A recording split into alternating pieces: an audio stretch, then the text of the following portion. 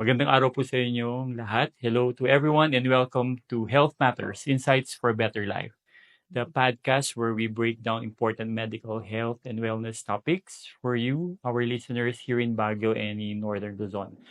I am Doc Tong and your resident medical expert, and I'm joined by my co-host from local Baguio Chronicle, Ma'am Lucy. Yes, naimbaga-bigat tayo aming Baguio, naimbaga-bigat Pilipinas. This is your Manang Lucy coming to you again in another episode of Health Matters. Manang Lucy, today we have a napapanahong magandang topic po. It's about stroke. Okay? At maganda po ngayon at may makakapanayan po tayong isang dalubhasa sa neurology.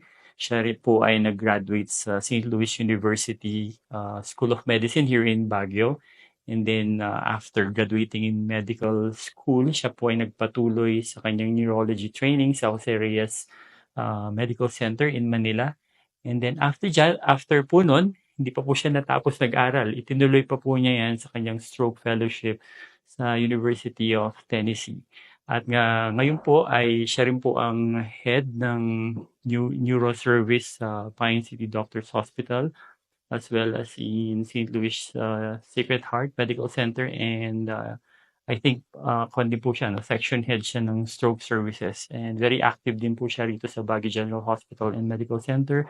I-welcome po natin siya, Dr. Peter Alan Kitasol or Doc Peter. Magandang Peter. araw sa inyo. Doc Peter na lang. Magandang araw po sa inyong lahat, ma'am. Maraming salamat po at ako'y inimbitahan nyo dito para makapagbigay tayo ng kaalaman sa ating mga sa audience natin o sa publiko para mas maintindihan nila kung ano po ang stroke. So, simulan po natin, Doc. Ano nga ba yung mga basic concept ng stroke na yan? Kasi for most people, parang hindi nila ma-distinguish yata yung stroke at saka heart attack. So, kailangan po nating nating i-explain po sa ating mga listeners and viewers out there. Ang stroke po ay isang atake, ang MI o myocardial infarction, yun ang nalalaman natin, atake sa puso. Ang stroke naman po ay atake sa utak o brain attack na sinasabi natin po. So ito ay isang karamdaman kung saan biglaan pong nangyayari po na either nagbabara ang ugat sa utak o pumuputo na nagbibigay ng mga simptomas gaya ng paghihina ng kalahati ng katawan o kaya naguutan ang ating pasyente po o kaya hindi makapagsalita po. So, ulitin po natin, Doc, ano nga ba yung main symptoms? Nauutal, sabi niyo po? Opo. Tapos, ano pa nga po? Para hindi po natin makalimutan, meron po tayong acronym. Okay. Mas maganda po yun, Doc. Ito po yung BFAST, BFAST. BEFAST. B, balance, balance. So, ang pasyente ay nagkakaroon ng biglaan na nawawalan ng balance. Pag dinidescribe po ito, yung pasyente natin po is parang lasing po siya, maglakad. Okay. Na hindi naman nakainom. Opo, pero pag-iwang-iwang po ang paglakad. O nawawalan po ng koordinasyon. Okay. Meron pong E is eye sign po, sa mata. Pwede pong nagdadalawang kita na nagdodoble ang tingin ng ating pasyente o kaya lumalabo yung mata. Double vision. Yung F po is facial, nagkakaroon ng facial asymmetry o pagniwi ng mukha. So, nakikita natin yung pasyente natin, bigla pong nagdudrup o bumabagsak yung kalahati ng mukha. Okay po, A is arm, nagkakaroon po ng panghihina sa kalahati ng katawan. Yung kamay po natin is bumibigat o nakakabitaw ng mga bagay-bagay. And then, apektado din po ang ating paa.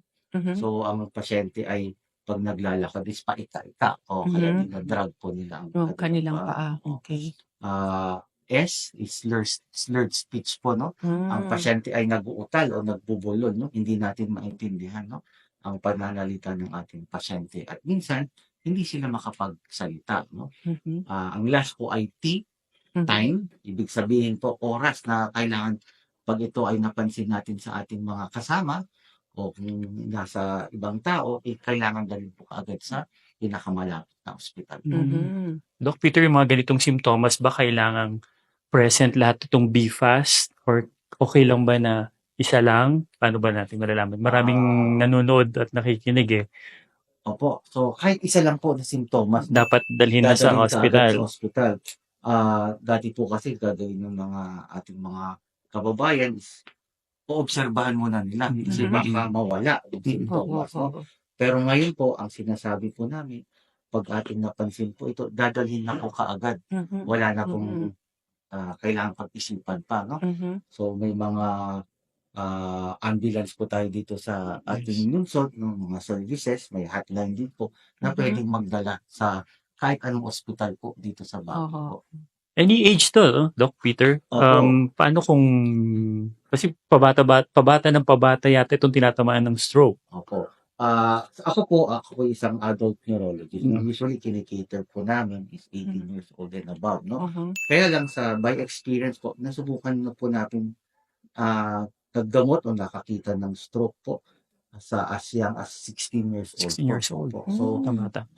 ang stroke din po kung may mga risk factors din po siya, Mhm. no? Na hindi porket sa matanda lang po siya na Mm. nagkakaroon. Oo, Doc, that's really a common misconception. Ano po, Mm. akala natin ang mga at risk sa stroke, elderly lang or mga at least mga mid-adults na, no? Yung pala, as early as teenagers, like you Pwede. said, it's 16 years old. Ano po? Opo. So, usually po pag na-stroke po ang isang pasyente, Mhm. hinahanap po natin yung dahilan, no? Bakit na-stroke po, tinatawag ng mga risk Risk factors. factors. Ngayon po kasi, ang mga kabataan is may mga risk factors na rin po. Mhm. Ano ba yung mga risk factors na meron po yung hypertension, no, high blood, diabetes, no, Mm. paninigarilyo, okay po, o kaya yung hindi magandang diet po, no? O kaya meron din yung mga hindi natin maiiwasang risk factor gaya ng edad, no? Lalaki, no? So, Male.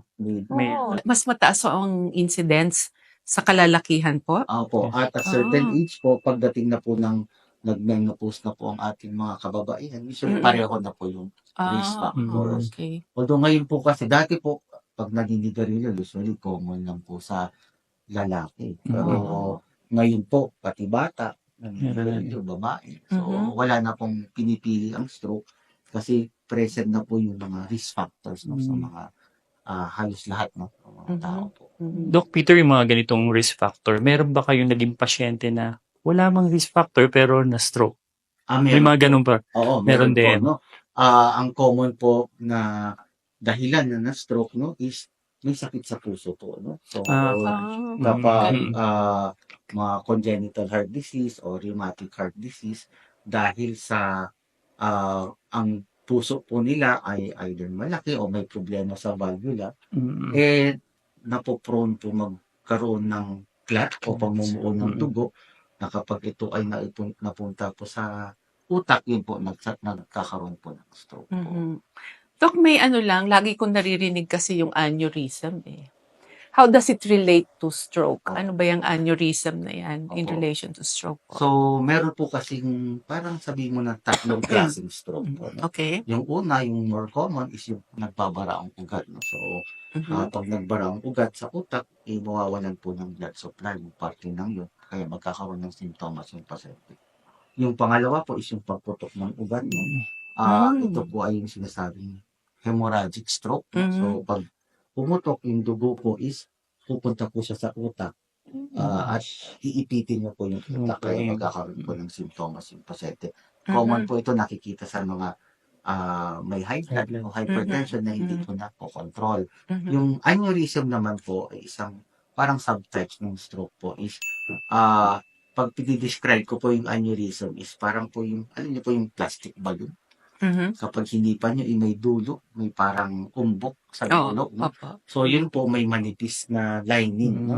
Kaya common po mag-rupture. Ito po ay common din po ito sa mga pasyenteng hindi nakokontrol ang blood pressure. Pero ano po, ano ho ba yung visible symptoms po, going back to aneurysm, kasi andyan na lang din po tayo, no? That can indicate already the presence of aneurysm. Okay po, no? So, usually hindi po natin kasi hinahanap yung aneurysm.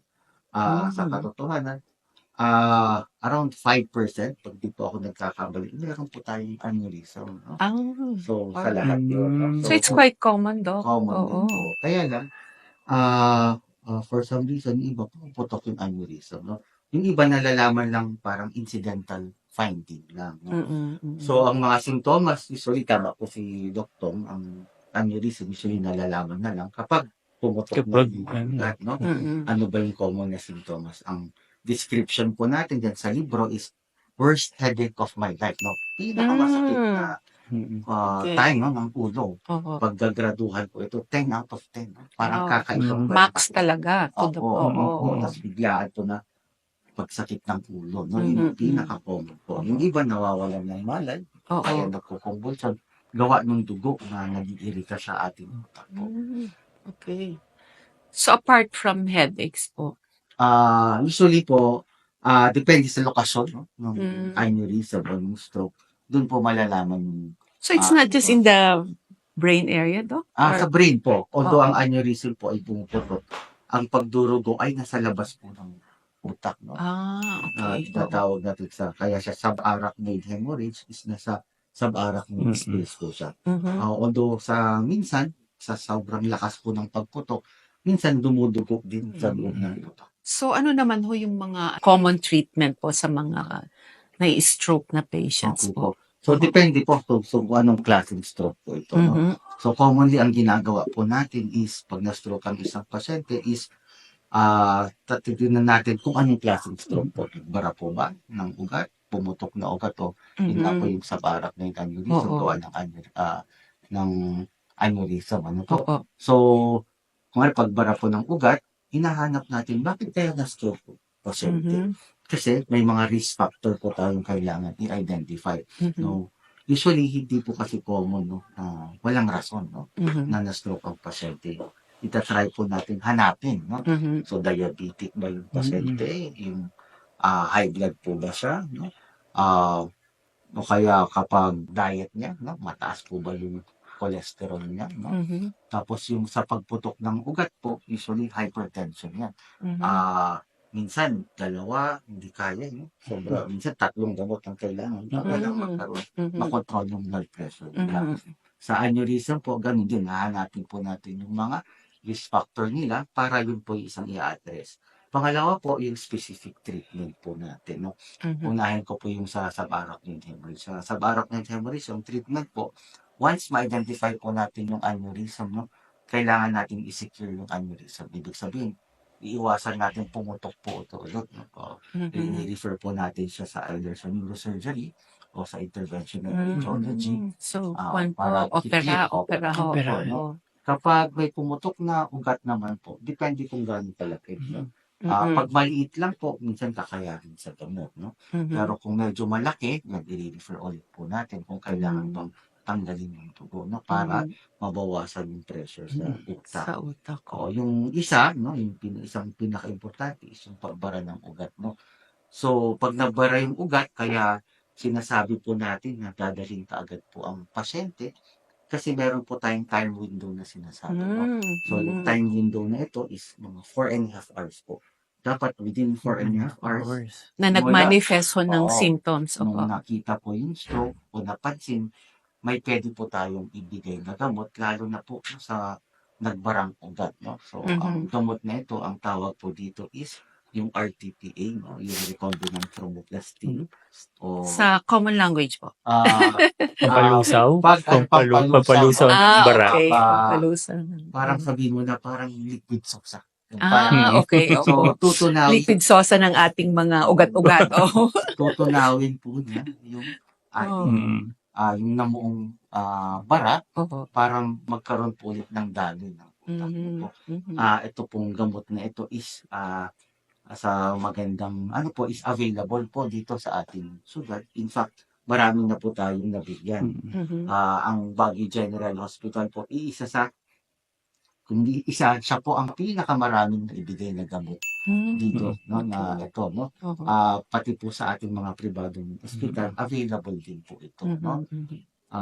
Pagtatanungin niyo po ako kung magkano, may kamahalan, no. Okay. Although, ang sinasabi ko po sa pasyente, yung cost po nito, malayo ang may bibigay na benepisyo. Oo. Kasi po, mare-reverse po natin yung symptoms ng stroke. No? Pwedeng pag nadala ng maaga, meron po tayong mga pasyenteng dumating na hindi makapagsalita, hindi magalaw yung kanan, no? Pag naibigay natin gamot na ito, bumabalik po sila sa dati, Sa no? dati. Oo, Basta tandaan natin, there's a 4-hour window na Oo, sinasabi po oo. ninyo. 4.5 So, kaagad. hours po. Kaya Oo. importante po na Oo. dadalhin po kaagad yung ating pasyente Mm-mm. sa malapit na paggamutan. No? Mm-mm. Kasi kailangan ma-assess ng mabuti at kung makita nga na stroke ito at ma-confirm mo no, sa CT scan, and eligible po yung pasyente na mabigyan itong gamot. Malaki po ang maitutulong no, sa pasyente kasi maibabalik po natin yung kanyang kapasidad na magtrabaho, no? Na alagaan yung sarili niya. Oo. Fully functional pa rin siya despite the po. stroke. Oo. Doc, going back to that 4.5-hour window, I don't know kung nabalitaan nyo rin, but this guy is a TV host of one of the bigger networks. Opo. Na naramdaman niya na something was wrong with him. Tinakbo niya ang sarili niya sa hospital. Opo. I don't know if you remember that case, but he is back now. Bumalik na rin siya sa pag-host. But of course, it's not the same old person, but he's still completely functional. Was that also a stroke? Kasi bawal magsabi ng di ba? Usually po, kung ang manifestation Oo, po oo. is yung panghihina ng kalahati ng katawan, pagputan, no? Dahil nga nasabi natin, tas biglaan po, no? Malamang stroke po yun. And then, mukhang kung naibigay sa kanya yung gamot, no? Maganda po kasi yung prognosis ng ating pasyente. Minsan, hindi ka agad-agad no? Babalik sa normal. Binibigyan natin hanggang 3 buwan no? Na maibigay. Meron po ako isang pasyente, sabi niya, yung kapatid niya po yung pasyente ko po, sabi niya, sana po nung na-stroke ako noon, is naibigay din sa akin yan. Kasi yun nga, may mahina pa rin sa kanya. Yung kapatid po niya, Bumalik sa dati niyang Nabanggit mo kanina, yung paggamot sa stroke, pwedeng gamot lang, pwedeng operahan, wala na bang ibang option? Paano may mga pasyente tayo na hypertensive, may diabetes, lalaki, malakas kumain, tapos hindi nagpapacheck up, anong pwede natin gawin sa kanila? So, yan po, yan ang pinaka magandang habulin ng mga pasyente. No? Meron po tayong sinasabing primary prevention. No? Kasi pag sinabi ko po na, meron po ba kayong diabetes? Meron po kayong hypertension, no? Mas mataas po yung cholesterol. No? Naku, parang po yan, pag magigisa tayo ng stroke, kompletos regados na. Regados na po kayo, no? Oo. So, mataas po yung tsansa na masastroke sila, lalo na kung mapabayaan. Ang problema po kasi, ang pakiramdam po natin pag ganun, Superman tayo, no? Hindi tayo tatagyan ng kahit anong sakit, no? Hanggat dumating yung araw na wala na po tayong magagawa o darating yung stroke. Okay. Ito pa, Doc Peter. Malapit na ulit ang Pasko. Palamig na daw. Yan. Totoo pa rin ba yung incidence o yung prevalence na tumataas, dumadami yung stroke patients pag ganitong holidays? No? Taglamig? Tama po yan. Meron pa rin. Tumataas. Meron pa rin. Pag mapapansin po natin, ang stroke is parang seasonal po. Mm. May mga time na wala, no? Isa-isa. May time naman na parang nag-usap-usap sila na sabay-sabay tayong pupunta, no? So, Sabay-sabay silang na-stroke. oo, pero hindi lang po dahil Pasko na maraming Oo. nakain. Ano rin po, long-term din po nagbibuild ito po, no? So, hindi po porket Pasko dun lang po tayo magda-diet. No? So, para sa sinasabi ko po, lifelong commitment po ito sa pasyente na aalagaan po nila yung sarili nila kahit anong oras, anong panahon po. Health conscious po sila. No? Wala pong kapalit ang maiiwasan natin na magkasakit kaysa dumating na po ito sa atin. At tapos, meron sabi ko sa iba, parang loto po kasi ito. No? Parang pag nagamot natin, okay, no? Pero ang swerte po is hindi forever, no? Hindi porket swerte ngayon, swerte po ng pangmatagalan. Oo, at lagi-lagi. Opo. Opo. So, how do we, paano pa nating i-advise sa ating mga tagapakinig ho na paano ho nila maiiwasan po yung stroke na yan? Opo, no? Mm. So, number one, paano ba iiwasan ito? Dapat malaman po natin ano yung mga risk factors natin, no? Okay. Kaya pag sinabi ng doktor na may diabetes ka, may high blood ka, mataas ang cholesterol mo, o minsan kung may sakit sa puso, no, na pwedeng magdulot ng stroke, may mga advice po, no, nagsisimula. Hindi naman po lahat gamot lang, no? Kailangan magbago rin po ang ating lifestyle, no? Ibig sabihin, active lifestyle, no? May exercise, yung ating dieta, no? Kaya iwasan masyadong matataba at saka maaalat na pagkain po. Yun po, exercise po tayo. And then, hindi lang po yung gamot ang iinom. Kailangan din pong ma-monitor natin. Hindi porket umiinom ka araw-araw ng gamot mo, is okay na po. Dahil pag may hypertension po, kailangan din natin tignan kung ano po yung blood pressure na nakukuha natin pag umiinom tayo ng gamot. Minsan po kasi, wala namang symptoms, mataas pa rin po pala ang blood pressure. So, kailangan pong i-adjust ulit ang gamot. Kaya ho, critical po yung laging nagpapa-check up. Kasi Opo. hindi naman yung dosage mo ngayon habang buhay na.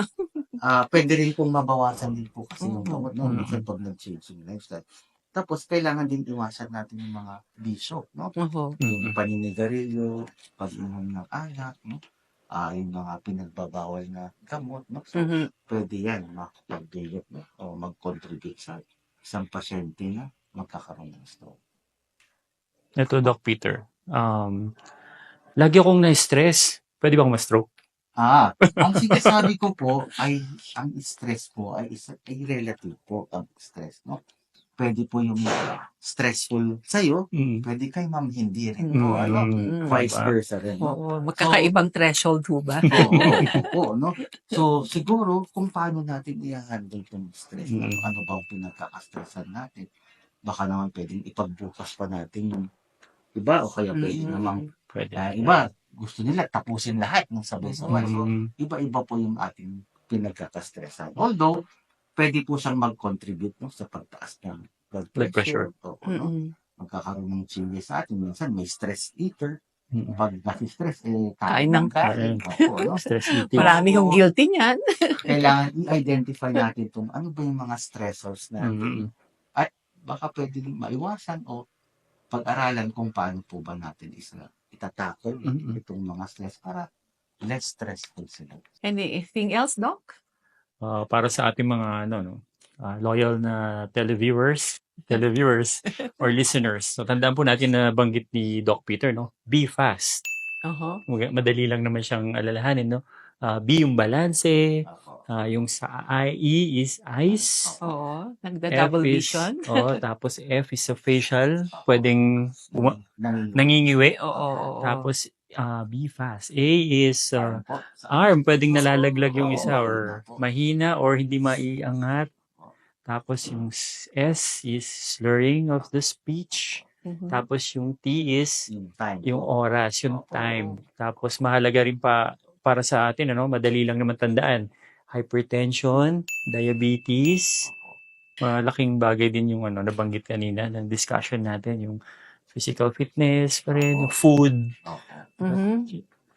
Prevention is cheaper talaga. So, Doc, any more words for our audience po?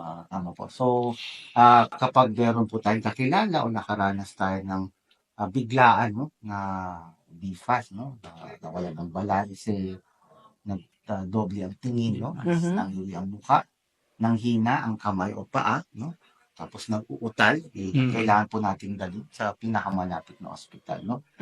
Dito po sa Baguio, meron po tayong 4 na ospital na na-certify na stroke-ready hospital po, no. Number 1, ito po yung Baguio General Hospital and Medical Center. Meron po tayo sa St. Louis University, no. Sa Sacred Heart Medical Center. Meron po sa Notre Dame Charles Hospital po. At saka sa Pine City Doctors Hospital.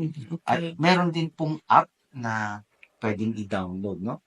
Galing po ito sa Stroke Society ng Philippines.